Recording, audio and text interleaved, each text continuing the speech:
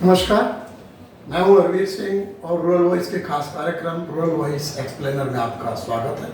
आज हम बात करेंगे बासमती चावल के ऊपर। आखिर बासमती को लेकर हंगामा क्यों हो रहा है? भारत बासमती का दुनिया में सबसे बड़ा उत्पादक है और सबसे बड़ा निर्यातक भी है। साल में करीब 48,000 करोड़ का बासमती चावल देश से निर्यात होता है। करीब देश में 100 लाख टन के करीब हम उत्पादन करते हैं। उससे थोड़ा ज़्यादा उत्पादन होगा, 120 लाख टन तक जाता है। पिछले साल भारत ने करीब 45 लाख टन बासमती का निर्यात किया था। इससे आप समझ सकते हैं कि बासमती किसानों के लिए क्या मायने रखता है, निर्यातकों के लिए क्या मायने रखता है और देश के लिए क्या मायने रखता है, क्योंकि बहुत ही बहुमूल्य विदेशी मुद्रा बासमती के जरिए हम कमाते हैं। अब सवाल है कि ऐसा क्या हुआ बासमती को लेकर? सरकार देश में खाद्यान्न महंगाई रोकने की लगातार कोशिश कर रही है। चावल और गेहूं और दूसरे खाद्यान्नों के दाम बढ़ने की जो रफ्तार है वो 2 अंकों में है। इसके लिए पिछले करीब 1.5 साल से सरकार ने कई कदम उठाए, जैसे गेहूं के निर्यात को प्रतिबंधित किया, चावल के निर्यात पर, खासतौर से गैर बासमती चावल के निर्यात पर शुल्क लगाया। उसके बाद जो पार बॉयल राइस जिसे बोलते हैं सेला चावल, उसके निर्यात पर 20% शुल्क लगाया। इसी बीच 25 अगस्त को कृषि उत्पादों के लिए काम करने वाली संस्था agricultural and process food export promotion authority, जो एपिडा जिसे हम बोलते हैं, उसने एक शर्त लगाई कि देश से बासमती चावल का निर्यात, उसके लिए जो आपको रजिस्ट्रेशन और एलोकेशन सर्टिफिकेट मिलता है वो $1200 की कीमत या उससे ऊपर के सौदों पर ही मिलेगा। इसके लिए सरकार के दूसरे जो सचिवों की समिति, उन सबकी बैठक हुई थी। उसकी रिकमेंडेशन वाणिज्य मंत्रालय ने एपिडा को भेजी। अब सवाल है कि उस वक्त जब ये आदेश जारी हुआ उसमें कहा गया था कि ये 15 अक्टूबर तक के लिए है। इस बीच जब निर्यातकों ने इसको लेकर के अपनी बात रखी और उन्होंने कहा कि इस कीमत पर निर्यात करना संभव नहीं है, देश का निर्यात रुक जाएगा, हमें मुश्किल हो जाएगी और इसका फ़ायदा पड़ोसी देश पाकिस्तान उठा लेगा, क्योंकि वहाँ से करीब $900 प्रति टन के हिसाब से बासमती का निर्यात हो रहा है। सरकार ने एक कमेटी बनाई। कमेटी ने जो चावल उत्पादक राज्य हैं उन 7 राज्यों का दौरा किया, संबंधित जो स्टेक होल्डर्स हैं उनसे बात की और उसमें इस बात का संभावना थी कि शायद बासमती पर जो मिनिमम एक्सपोर्ट प्राइस जो रखी गई है, जिसे एमईपी कहते हैं $1200, उसको घटा करके $850 के आसपास किया जा सकता है। लेकिन इसी शनिवार को 14 तारीख को फिर से आदेश आया कि सरकार बासमती निर्यात के लिए जो एमईपी तय है $1200 प्रति टन का, उसको कम नहीं करेगी। बासमती की करीब 30% फसल बाजार में आ चुकी है। जो उसकी वैरायटी है 1509 और अगली वैरायटीज पहले आई हैं। अभी जो सबसे ज़्यादा उत्पादन वाली वैरायटी जो 1121 बोलते हैं वो, और जो पारंपरिक बासमती जो महंगा होता है, लंबी अवधि की किस्म होती है, उसको आना बाकी है। करीब 70% फसल बाजार में आना बाकी है। अब बासमती निर्यातकों का कहना है कि हमने इस उम्मीद में, सरकार से हमें आश्वासन मिला था कि एमईपी को घटाकर $850 कर दिया जाएगा, हमने बासमती धान की खरीद की और बासमती धान की खरीद 3600 से 3800 रुपये क्विंटल के आसपास की गई। अब पिछले करीब सप्ताह भर में जब मामला थोड़ा सा अस्पष्ट हुआ तो बासमती धान की कीमत घट करके 3500 रुपये क्विंटल के आसपास आ गई। अब जब ये आदेश शनिवार को आया तो जो all India rice exporters association है, उनके सदस्यों ने एक फैसला लिया कि हम बासमती धान की खरीद नहीं करेंगे। यानी रविवार से रूरल वॉइस ने कल इस खबर को विस्तार से किया था कि देश के जो बासमती उत्पादक राज्य है वहाँ पर निर्यातकों ने बासमती धान की खरीद बंद कर दी है। इसका इम्पैक्ट ये हो सकता है कि अभी जो फसल बाजार में आनी है उसके दाम 400 से 500 रुपये क्विंटल तक गिर सकते हैं, जिसका खामियाजा देश के किसानों को भुगतना पड़ेगा। किसान बासमती की खेती इसलिए करता है कि उसको उसमें ज़्यादा दाम मिलता है, क्योंकि जो गैर बासमती चावल है सरकार उसकी खरीद करती है सरकारी खरीद के जरिए, और उसका दाम इससे बहुत कम है। अब सवाल है कि हरियाणा जैसा राज्य जहाँ पर कुल उत्पादन का करीब 42% बासमती वहाँ पर पैदा होता है, अब वहाँ के किसान क्या करेंगे? निर्यातकों का कहना है कि हम इस कीमत पर निर्यात नहीं कर सकते, लगभग 80% निर्यात अटक जाएगा। एक बड़ी वजह यह है, देखिए जो भारत का जो निर्यात है उसका सबसे ज़्यादा हिस्सा 75 से 80% हिस्सा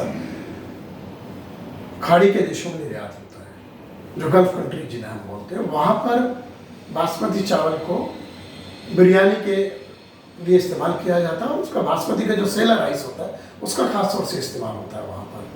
अब ऐसे में ईरान जैसा देश जो करीब $1 अरब का बासमती भारत से आयात करता है, और तो ऐसे में क्या होगा, क्योंकि इस साल पाकिस्तान का उत्पादन लगभग 2 गुना है पिछले साल के मुकाबले, और निर्यातकों का आरोप है कि ये जो करीब 1.5-2 महीने का विंडो है इसका फ़ायदा पाकिस्तान लेगा निर्यात करने में, क्योंकि वहाँ पर जो निर्यात हो रहा है पाकिस्तान से वो करीब $900 के आसपास की कीमत पर हो रहा है। अब ये स्थिति क्यों आई कि सरकार ने एमईपी क्यों लगाया, ये एक बड़ा सवाल है। क्या $1200 के ऊपर बासमती का दाम वैश्विक बाजार में नहीं मिलता? ऐसा नहीं है। सवाल है कि जो 2 साल पुराना बासमती है उसकी कीमत अभी भी $1500 से $1600 के आसपास मिलती है। यह जो छोटे पैक में 5 किलो 10 किलो के पैक में जो निर्यात होता है उसकी कीमत $1600 से भी ज़्यादा मिल रही है, लेकिन उसकी मात्रा बहुत कम है। और ये एक जैसे 1121 की जो किस्म है उसका जो निर्यात एरोमेटिक राइस के लिए खाने के लिए जिस तरह होता है स्टीम राइस में, उसका दाम भी $1200 से ऊपर मिलता है। लेकिन सरकार ने ये दाम क्यों तय किया? असल में कुछ निर्यातकों ने, जब सरकार ने गैर बासमती चावल के निर्यात पर अंकुश लगाने की कोशिश की, उस वक्त व्यवस्था का दुरुपयोग करते हुए गैर बासमती चावल को बासमती कैटेगरी में निर्यात कर दिया, और वो कीमत $400-500 के आसपास में उन्होंने निर्यात कर दिया। अब क्योंकि बासमती के लिए सारा रिकॉर्ड और रजिस्ट्रेशन एपीडा के पास होता है, अब सरकार ने कहा कि ये तो इसका मतलब ये होगा कि देश से बड़े पैमाने पर निर्यात हो जाएगा, और ये फैक्ट है कि इस तरह की सामने आई बात कि गैर बासमती का निर्यात करने के लिए इसका दुरुपयोग किया गया।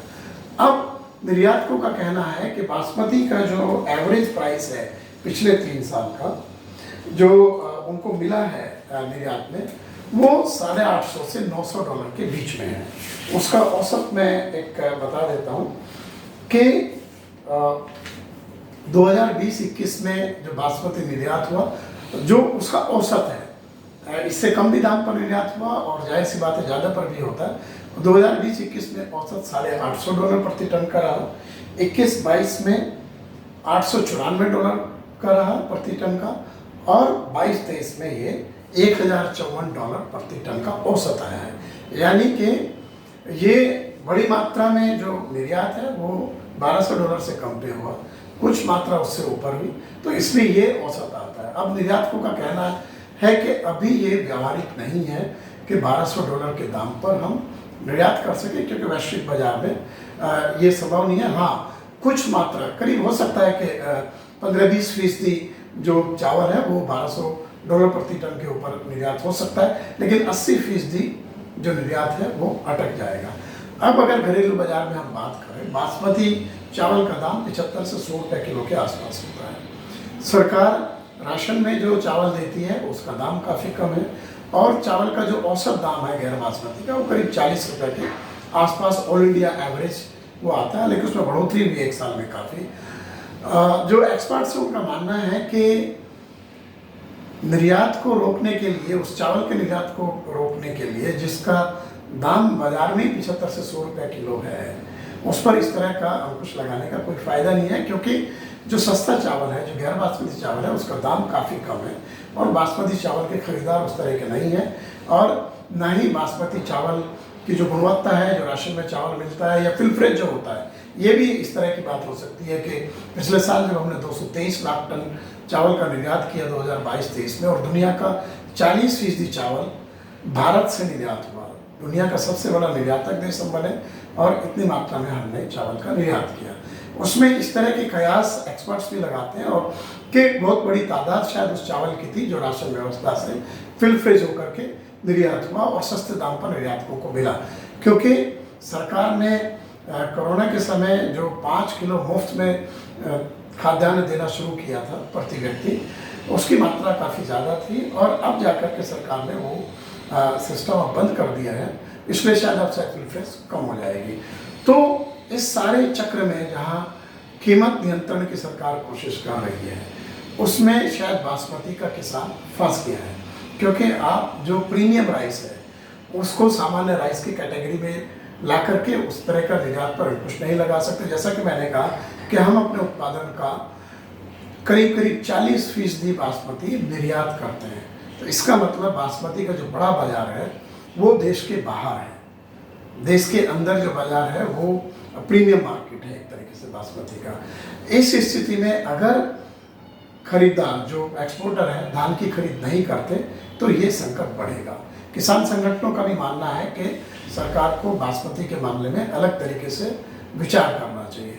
अब ये आने वाले दिनों में पता लगेगा कि एक तो ये जो खरीदारी है निर्यातकों की वो कब तक बंद रहती है, उसका दाम पर किस तरीके से इम्पैक्ट आएगा, क्योंकि 1-2 दिन में तो इम्पैक्ट नहीं आएगा, क्योंकि अभी फसल बाजार में आनी है। जैसे मैंने शुरू में बताया करीब 70% बासमती धान की फसल अभी बाजार में आनी है, उसमें थोड़ा लंबा टाइम है, 1-8 महीना लग सकता है। जो ट्रेडिशनल बासमती है वो नवंबर तक जाता है, उस पर हार्वेस्टिंग जो है, तो उस वक्त अगर दाम गिरते हैं तो किसान को बड़ा खामियाजा भुगतना पड़ सकता है। अब शायद एक बार फिर सरकार के पास रिप्रेजेंटेशन जाए, किसानों की तरफ से बात हो, जो एक्सपोर्टर हैं उनकी तरफ से बात हो, और सरकार हो सकता है कि आने वाले दिनों में इसके ऊपर पुनर्विचार कर सकती है। लेकिन इस सब के साथ ये जरूर देखना होगा कि जो कृषि उत्पादों का निर्यात है उसको लेकर के जो ये एडवोकेसी की जो नीति है कि आप तुरंत फैसला लेते हैं और उसका ठीक से अध्ययन नहीं करते, उसका इम्पैक्ट किस तरीके से आता है किसानों के ऊपर और जो एक्सपोर्ट इंडस्ट्री है उसके ऊपर, उसको सोचना पड़ेगा। और कहीं ना कहीं एक स्टेबल फैक्टर की ज़रूरत है, एक अस्थायित्व की ज़रूरत है कृषि उत्पादों के निर्यात की नीति में, खासतौर से ऐसे उत्पादों के निर्यात की नीति में जो आम आदमी का जो भोजन है, स्टेपल फूड है, उसके ऊपर बहुत ज़्यादा कीमतों को लेकर असर नहीं डालता। आज के रूरल वॉइस एक्सप्लेनर के एपिसोड में इतना ही। हम फिर हाजिर होंगे एक नए और महत्वपूर्ण मुद्दे को लेकर, उस पर चर्चा करने के लिए। आप हमारे YouTube चैनल रूरल वॉइस इनको जरूर सब्सक्राइब करें। इसके साथ ही आप कृषि और ग्रामीण अर्थव्यवस्था से जुड़ी खबरें, अपडेट, विश्लेषण पढ़ने और समझने के लिए हमारी वेबसाइट हिंदी में ruralvoice.in और अंग्रेजी में ruralvoice.in को सब्सक्राइब करें, वहाँ पर आप पढ़ सकते हैं। हमारे social media handles Facebook, Twitter, LinkedIn, Instagram जो रूरल वॉइस इन के नाम से हैं उनको सब्सक्राइब करें। नमस्कार।